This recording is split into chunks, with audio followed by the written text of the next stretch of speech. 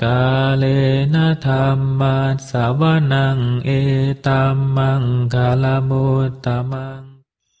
Part 5a. Ajahn Brahm bukan siapa-siapa. Seni memadamkan keakuan. Kita semua ingin hidup berjalan lancar. Akan tetapi, segala sesuatu jarang berjalan sesuai yang diharapkan. Entah sekedar tabrakan di jalan ataupun krisis betulan. Kita hidup dalam sebuah dunia yang berisi peristiwa-peristiwa tak diinginkan, yang tak bisa dicegah dengan kekuatan tekad apapun. Dalam buku Bukan Siapa-Siapa, Ajahn Brahm membantu kita belajar menanggalkan terpaan angin pengharapan semu, dan alih-alih mengikuti jalan Buddha mengenai pemahaman, melepas kelekatan kita terhadap masa lalu dan masa depan, terhadap diri dan yang lain. Kita bisa secara langsung mengalami keadaan alami ketentraman yang mendasari semua batin kita dan menemukan kebahagiaan momen kini. Dalam kelapangan itu, kita belajar apa artinya lenyap.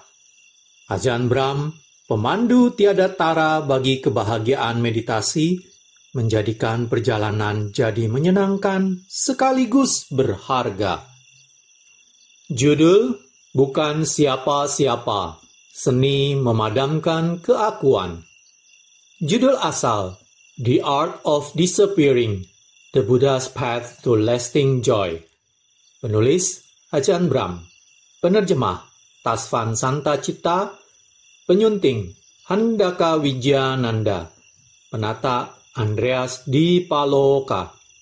Penerbit Awareness Publication. Hak cipta naskah copyright 2011 Ajahn Brahm. Terjemahan copyright 2013 Awareness Publication. Cetakan pertama Februari 2013. Pada video part 5a ini, saya akan mulai membacakan bab 5, Kekuatan Kebijaksanaan. Bab 5 ini akan terdiri dari 2 part video. Baiklah, kita mulai. Bab 5, Kekuatan Kebijaksanaan. Dalam salah satu ayat favorit saya dalam Dhammapada, dikatakan, tiada jana tanpa kebijaksanaan. Ayat 372. Ayat ini adalah mengenai menggunakan kemampuan kebijaksanaan dan wawasan cerah untuk mengembangkan tahap meditasi yang lebih dalam. Alih-alih bicara mengenai kebijaksanaan yang muncul dari meditasi, saya ingin membahas mengenai menerapkan kebijaksanaan ke praktek meditasi itu sendiri.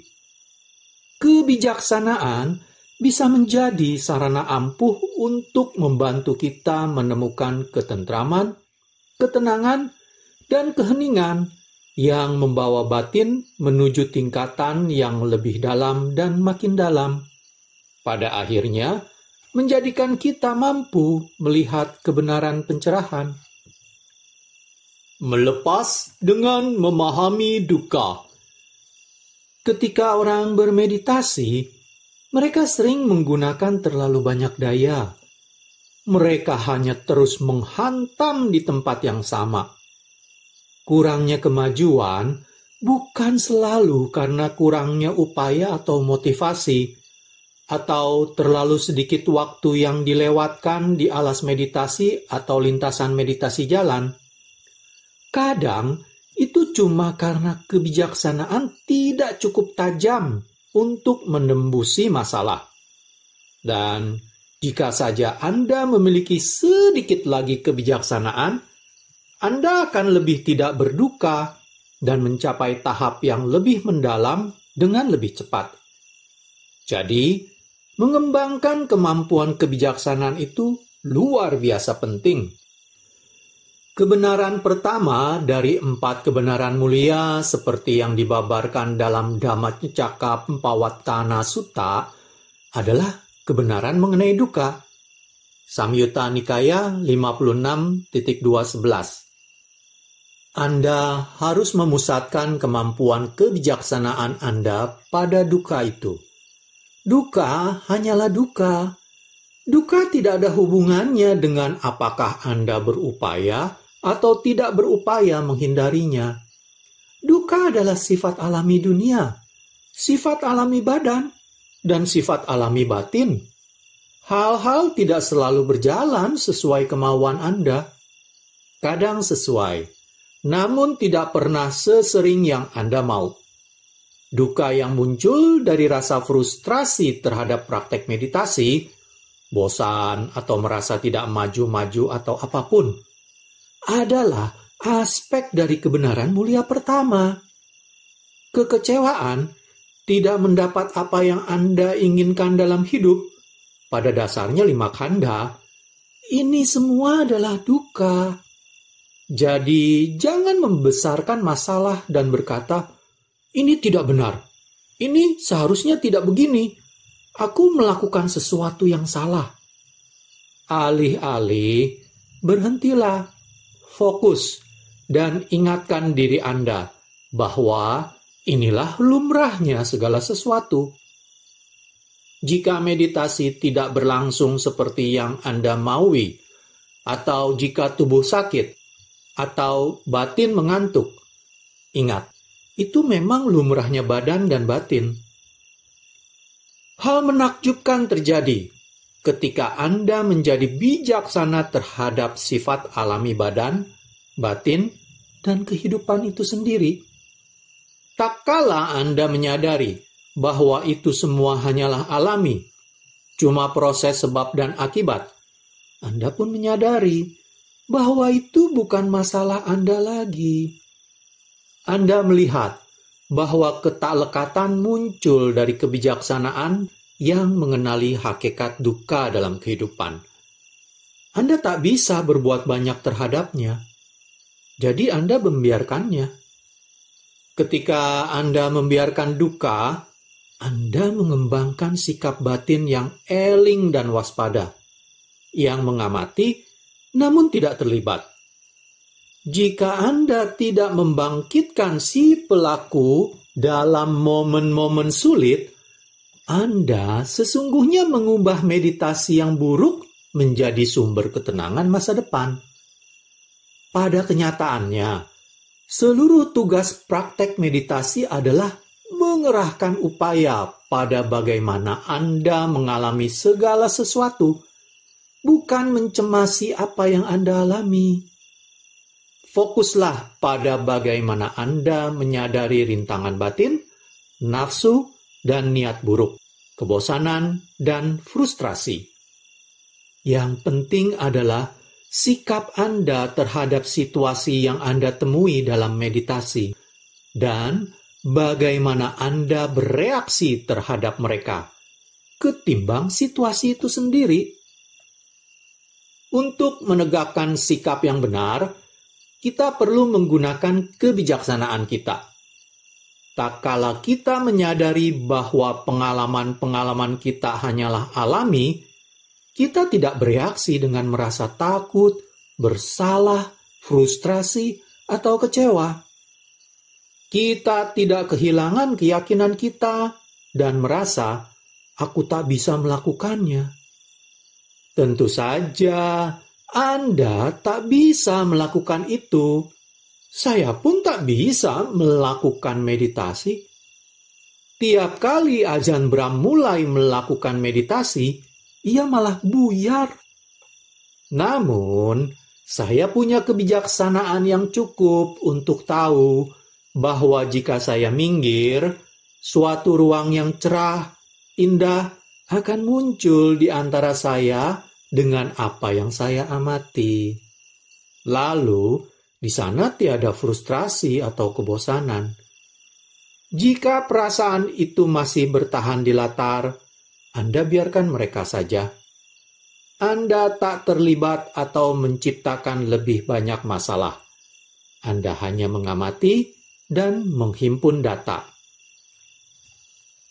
Amati dan pelajari. Jika Anda punya masalah dengan pikiran yang berkeliaran atau mengantuk, ingatlah bahwa keadaan negatif seperti itu muncul hanya untuk menyediakan jalan keluar dari duka.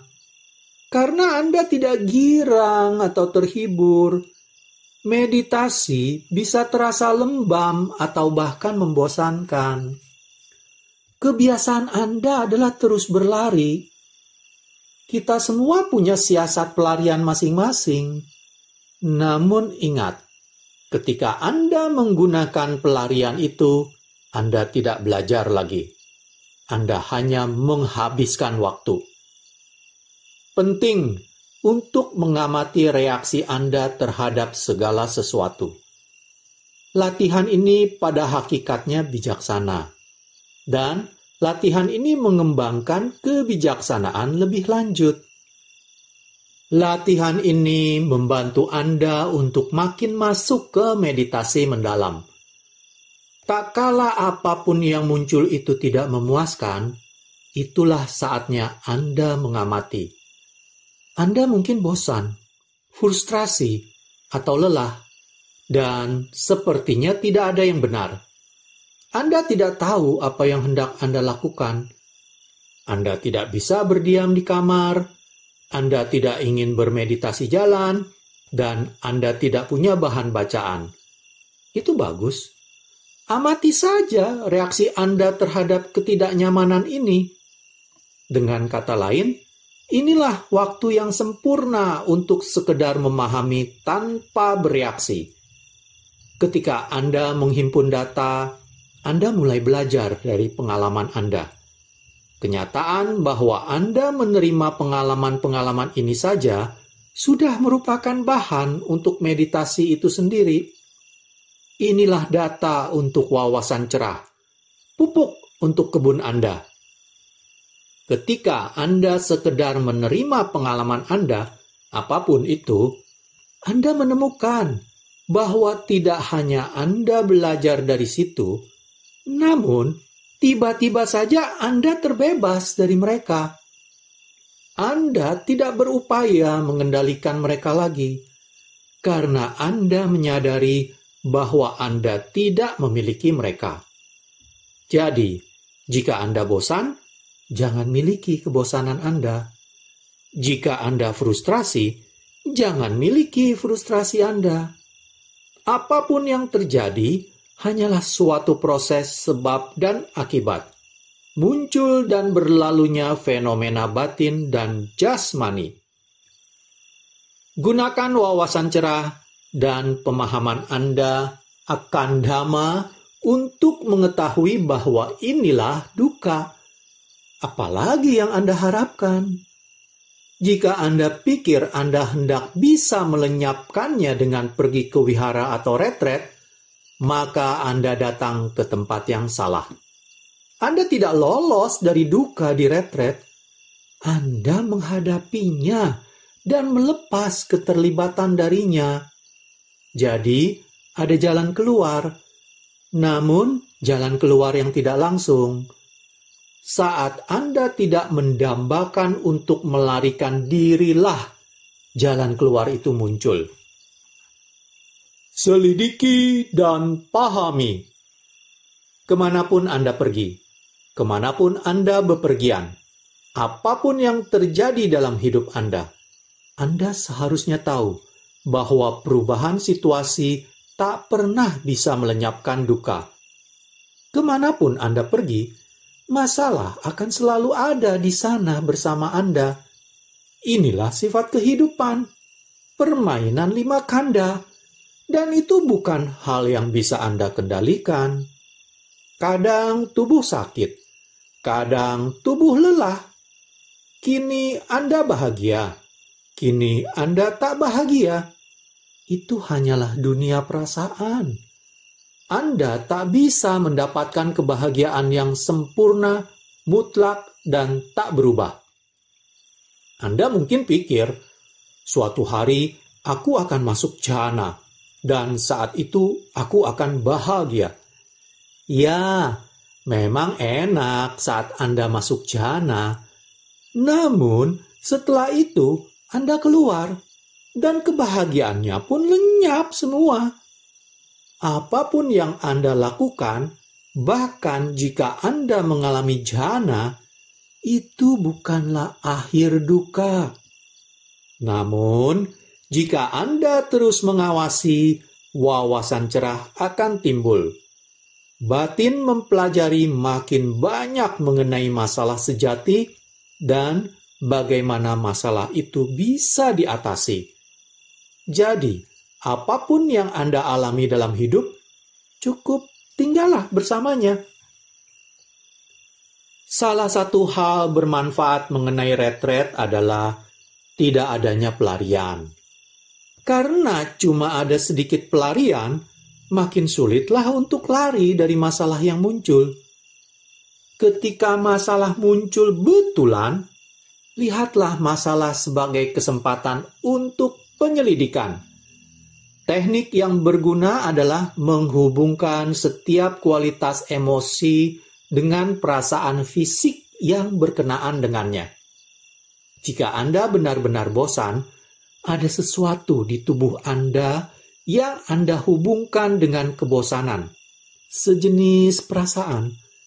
Jadi, selidikilah perasaan jasmani itu untuk memahami keadaan-keadaan emosi ini. Jika Anda bosan, tanyai diri Anda, apa itu kebosanan? Selidikilah, jangan coba kabur darinya. Cobalah memahaminya. Hadapilah langsung. Jika Anda frustrasi, tanyakan, apa itu frustrasi? Seperti apa rasanya frustrasi itu? Bersamalah dengan perasaan itu untuk waktu yang lama. Lama sekali. Sampai Anda mengetahuinya secara menyeluruh. Kalau Anda melakukannya, Anda menjadi terbebas darinya.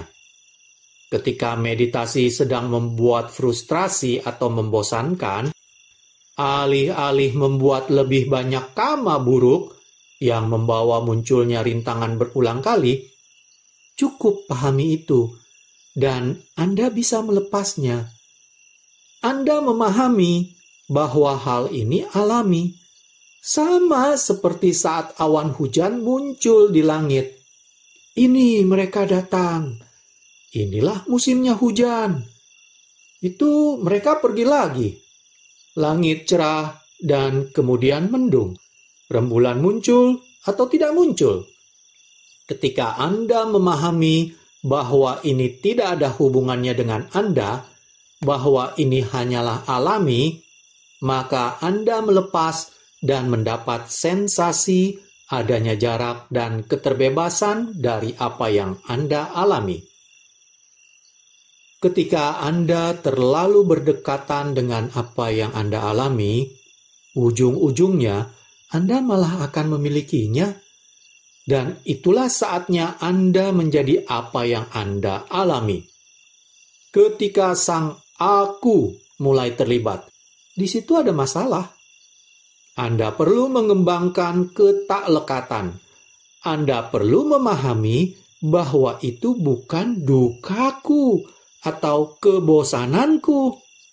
Ketika Anda menyelidiki, Anda mulai melihat bahwa semua hal ini adalah sifat yang terjadi dengan alami, yang tak bisa dikendalikan. Misalnya, saat Anda bosan, seringkali itu karena batin tak cukup lembut untuk menghargai aspek halus dari meditasi. Jika Anda mengantuk, itu mungkin karena penyadaran tidak cukup tajam untuk melihat keindahan batin yang diam dan tentram. Frustrasi muncul karena Anda tak sabar, atau karena Anda pikir Anda mampu mengendalikan pengalaman Anda. Dan kemudian Anda kecewa ketika pengalaman tak berjalan sesuai maksud Anda. Namun, kalau Anda menyadari bahwa hal-hal ini terjadi dengan alami dan tidak ada si pengendali di sini, bagaimana mungkin frustrasi bisa muncul?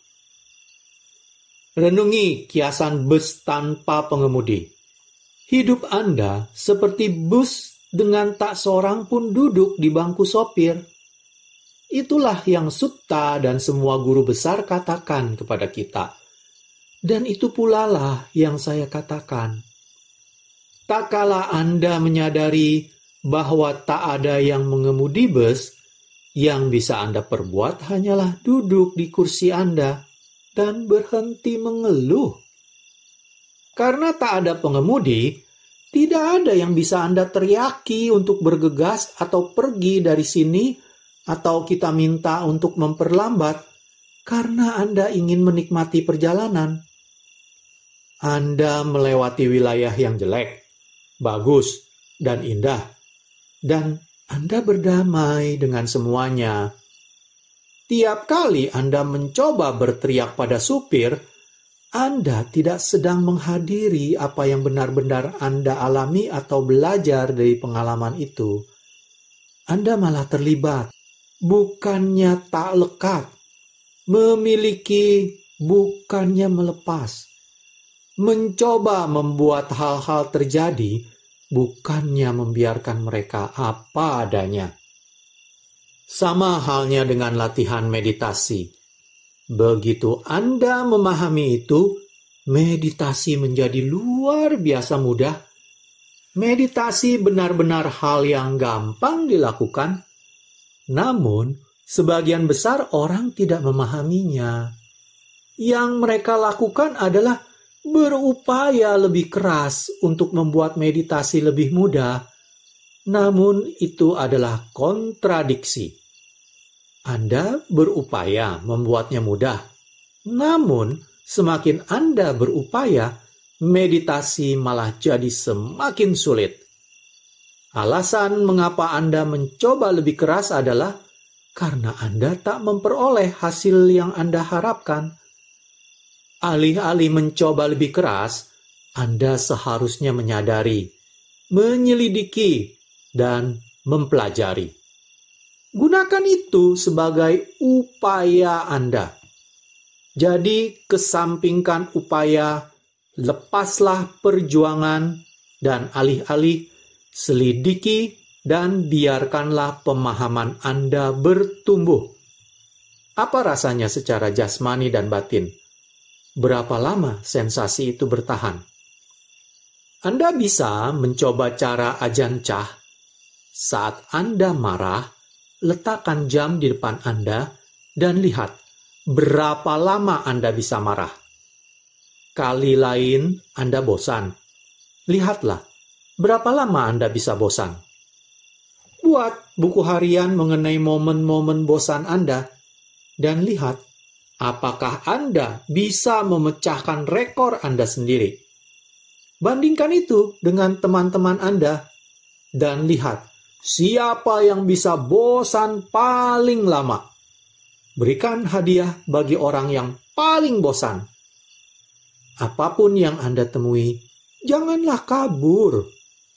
Menghadapi setan-setan kecil ini, keadaan-keadaan batin negatif ini, jauh lebih efektif daripada yang Anda bayangkan. Anda hadapi mereka, dan itu seolah mereka pupus dan lenyap.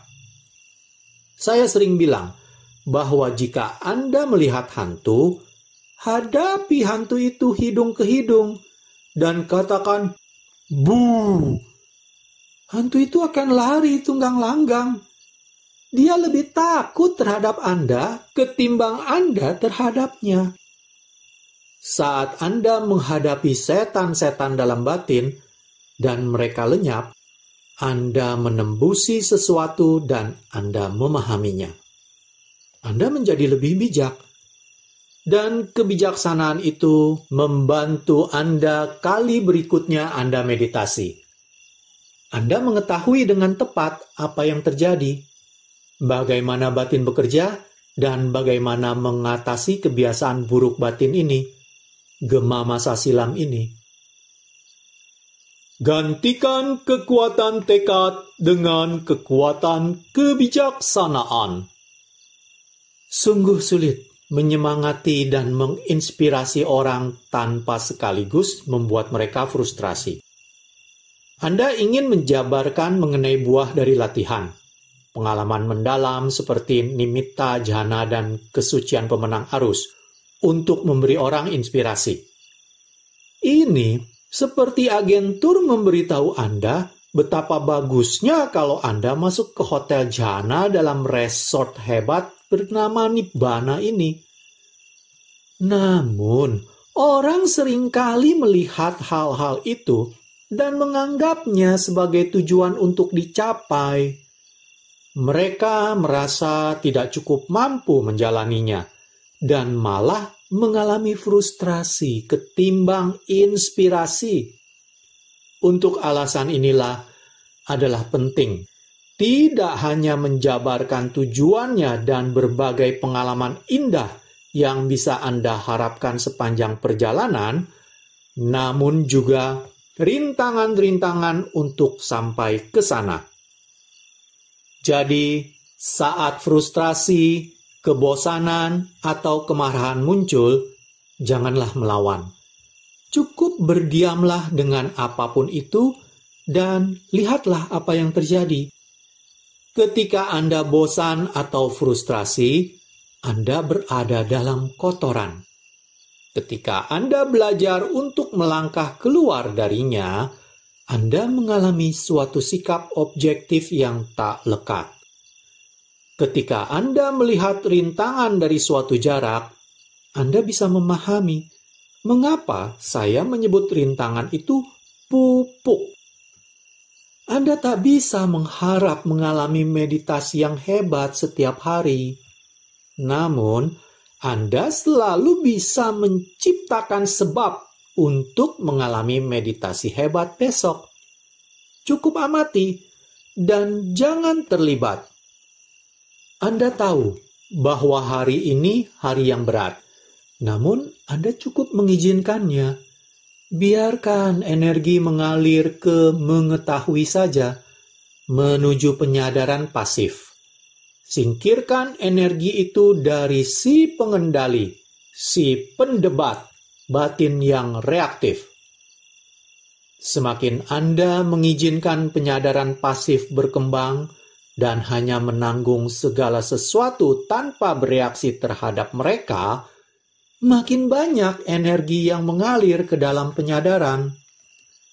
Berdirilah di belakang. Jangan mencengkram apapun. Dan jangan mencoba mengusir mereka. Biarkan segala sesuatu terjadi. Seperti yang Anda lakukan dengan awan di langit. Dengan cara ini, Anda menyalurkan energi menuju penyadaran. Menuju mengetahui, dan semua keadaan batin negatif itu akan lenyap begitu saja. Batin menjadi penuh energi dan meditasi terasa mudah. Makin Anda bereaksi negatif kepada diri Anda atau orang lain, dan makin Anda bergulat, Anda akan makin jatuh dalam kekacauan. Ini seperti melangkah ke dalam pasir hisap. Makin Anda panik dan bergulat, makin dalam terhisaplah Anda. Sama pula, jika Anda panik dan bergulat dalam momen meditasi yang sulit, makin Anda tenggelam ke dalam pasir hisap keadaan negatif itu. Jadi, izinkanlah segala sesuatu berlangsung. Sabarlah. Dan gunakan pengalaman itu sebagai kesempatan untuk mengembangkan kebijaksanaan. Saat kebijaksanaan mulai bekerja, masalah lenyap begitu saja. Ketika Anda mulai menggunakan kekuatan kebijaksanaan ketimbang kekuatan tekad, tidak hanya Anda menyingkirkan masalah sulit dan suasana batin negatif, namun Anda memiliki lebih banyak energi, dan Anda tahu bagaimana membawa meditasi ke tataran yang lebih dalam. Anda tahu apa momen kini itu, dan Anda tahu bahwa alasan batin berkelana adalah si pencari-cari kesalahan yang berkata, "Momen kini tidak cukup baik. Aku ingin momen yang lebih baik." Jika Anda memiliki pengharapan karena meditasi bagus yang Anda alami pada masa lalu, dengan berpikir, "Kini sudah dekat, ini dia datang," Anda sudah menghancurkannya. Saat Anda melihat ini melalui penyelidikan Anda sendiri, menjadi mudah membiarkan segala sesuatu terjadi sendiri. Saya hentikan dahulu pembacaan bab 5 kekuatan kebijaksanaan sampai di sini. Pada video part selanjutnya, pada video part 5b, saya akan lanjutkan sampai selesai pembacaan bab 5 kekuatan kebijaksanaan. Terima kasih. Kalena dhamma savanang etamang kalamutamang